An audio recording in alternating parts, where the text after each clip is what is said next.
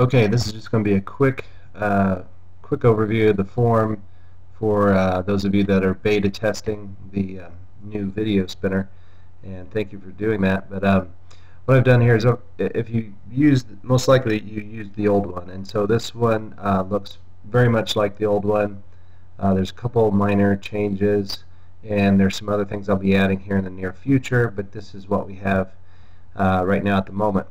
The first line is, now you will be presented with the login, and because I'll have to track accounts as well as credits for creating videos. So that way we know that it doesn't get abused or overused, and everyone has resources and that type of thing. So, but there'll be plenty of credits. So the way this works is, like the old one, you plug in the URL of the images that you want to use in your video, one per line, and then you can optionally put in text-to-speech for the voiceover, and then you can select a voice. One of the cool upgrades to the new spinner is that we have a kind of a wider selection of voices. I need to mark these.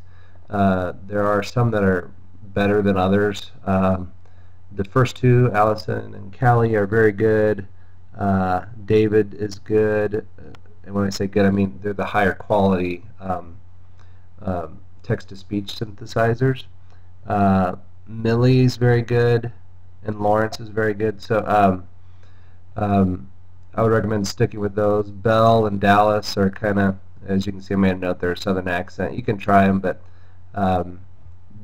they don't sound that great in my opinion. If you need someone with a French accent, you got that, and then there's a couple Spanish, and I think the Spanish does pretty well too. But when I say Spanish, it's a literal Spanish, meaning it will try to interpret the letters and words as actual Spanish words. So it really only works well if you're typing actual Spanish into the text-to-speech box here. You can set a delay if you don't want the voice to start right away in the video. You can set a certain number of seconds of delay. Here you can specify the audio, the first audio background music, and I'd recommend probably going with the volume level of one or two, maybe three, depending on the volume of the music as it was recorded. But the background music you generally want at a lower volume than your text-to-speech. Now, if you prefer to do your own voiceover, you can do that just using another audio track. So you could have background music, and then, or vice versa. Just set the volumes accordingly. Text-to-speech, I'd probably go all the way to 10 on the volume. And then here is what used to be the bumper text. This used to be three different lines.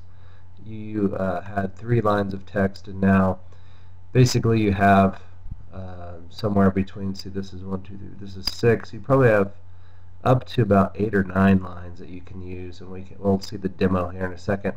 Then you can choose, do you want to show at the beginning or the end, or both. Put in some footer text that'll show across the entire video across the bottom. Watermark text. This is also optional, but you can, if you want to put across the top of the video, just to mark it as this is a demo only, for maybe it's for a client or potential client to preview. And then you would put in your, if you want to post to YouTube, which I do recommend you do, and there's a couple upgrades, or at least one upgrade here, actually a couple, is post to a YouTube account, give it its title, description, all that, and then tags for the post for your video. And then one of the upgrades is that we can now select which category you want to put it in, as well as by the way, this location thing is currently turned off, so even if you type something in there, it won't set any location type stuff. I'm still looking for a way to, there's a way, I just haven't gotten to it yet, where you can just type a, say, city, state type of thing. Now, probably one of the better upgrades I think on this is that you can now mark the video as either public, unlisted, or private. Public means it's a normal video, everyone gets to see it, it's searchable, all that stuff. A lot of people have used this in the past for generating videos for clients as well as videos for lead generation, that type of thing. And in that case, let's say you want to hit plumbers. So I see a lot of people in the Warrior forum that do this type of thing where they create unique videos, say for plumbers or whatever.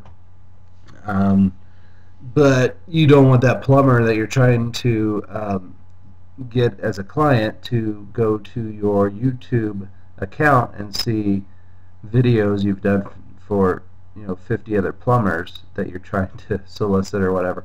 So by marking this unlisted, only people that have the link can see it. So it's a good benefit there. And then here's the preview window. Once you have everything set up, you can click preview. I've already run this and I could download it. I actually have the server turned off right now, but you can download the video once it's done rendering. But we can also do a preview right now, and it gives you a pretty here. I'm not sure if you can hear. I don't think you can hear.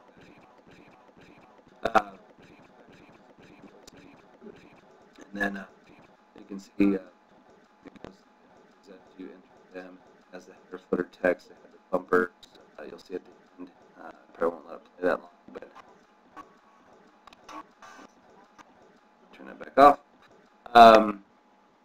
So then once you've done that, once it's previewed, you can then either post it to YouTube, or you can, which will also give you a download option, but you can also download only if you don't want to post it.